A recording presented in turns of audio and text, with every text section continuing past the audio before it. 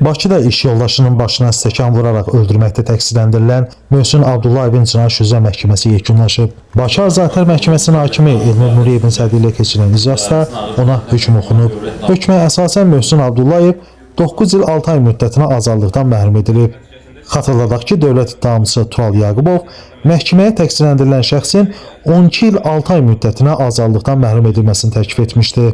Qeyd edək ki, Möhsün Abdullayev 1970-ci ildə Gədəbəy rayonunda anadan olub. 1997-ci ildə zorlama əməlinə görə məhkum olunub. Avrasiya İnşaat Azərbaycan Açıq Səhmdar Cəmiyyətində qalibçi işləyib.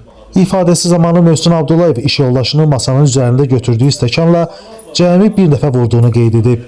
Onun sözlərinə görə buna Bahadur Tağıyevin ona əsassız yerə söyməsi səbəb olub. İttihama görə Möhsün Abdullayev masanın üzərində olan dəstəkli stəkanı götürdükdən sonra Bahadur Tağıyevin başına 4 dəfə zərbə indirib.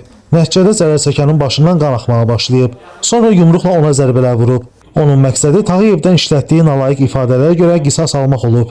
Amma məhkəmə zalında Möhsün Abdullayev bildirib ki, məqsədi qisas olmayıb. Sadəcə Bahadurun əlindən çıxmaqdan ötürü ona stəkanla vurub. Möhsün Abdullayevə qarşı cinayət məcəlləsinin 120.1-ci, yəni qəsdən adam öldürmə maddəsi ilə ittiham sürülüb. Orxan Rasifoğlu, məhkəmə xəbərləri.